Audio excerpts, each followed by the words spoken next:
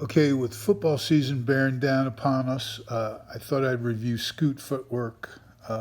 Scoot came to me at 2010, around 09, 010 at Elon University.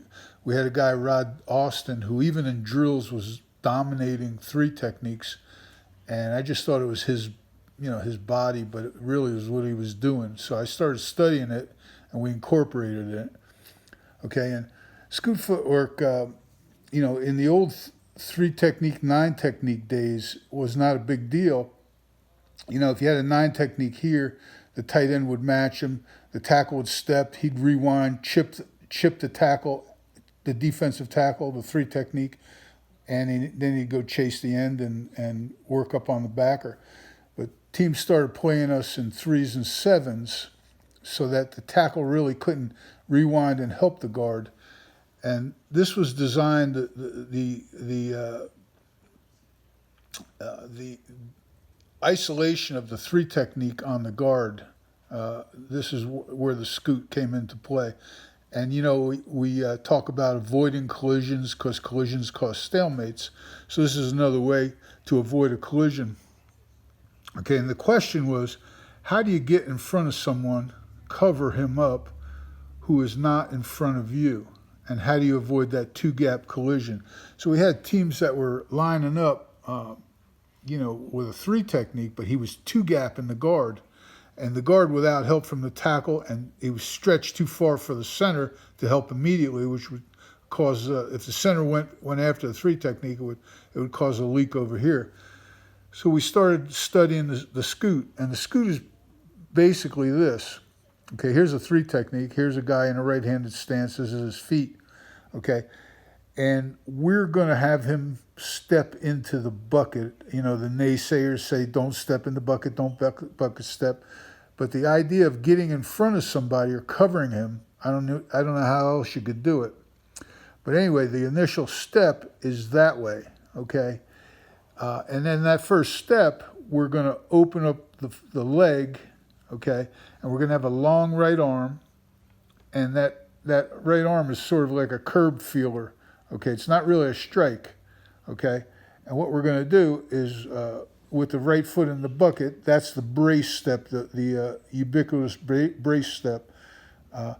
We're going to have that long right arm, and we're going to have the left arm held back. Okay, so there's a long arm and a strong arm. Okay, we're not going to try and do it right away.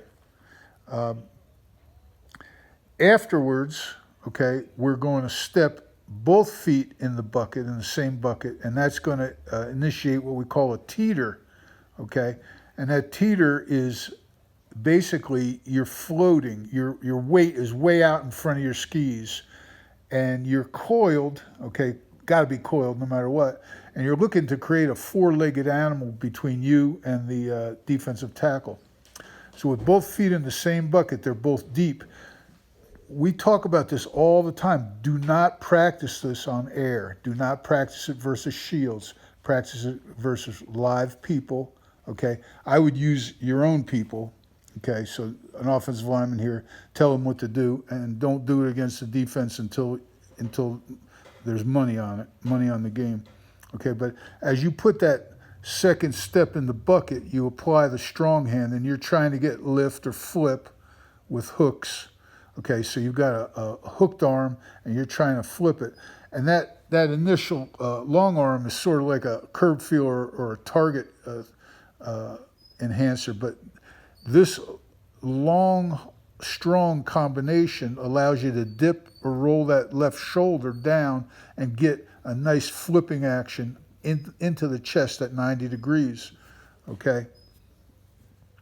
And again, you're teetering. So if the defensive tackle does not attack you, you're probably not going to step very deep into this bucket, okay? You're going to have to catch yourself, and you'll be in the regular brace.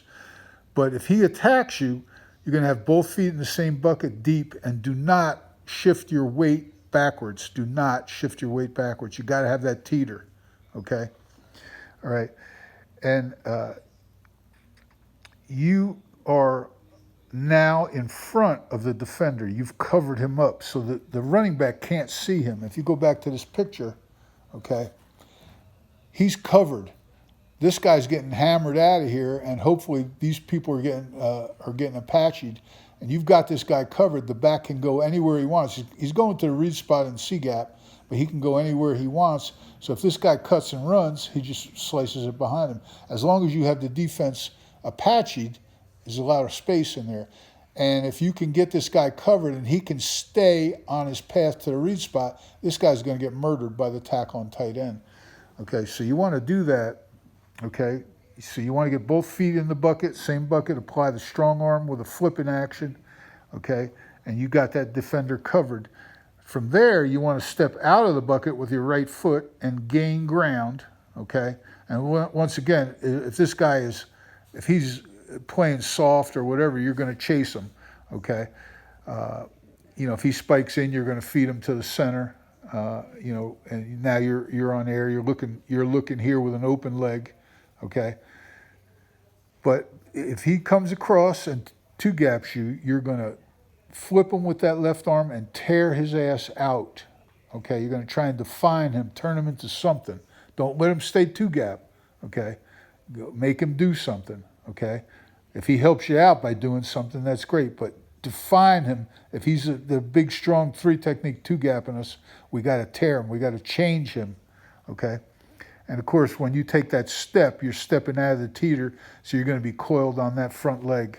Okay, you're going to be coiled nice and tight on that front leg, hips down, legs bent, and now you're going to probably going to take the right hand and put it in the flip position, and you're going to be able to tear this guy out nicely.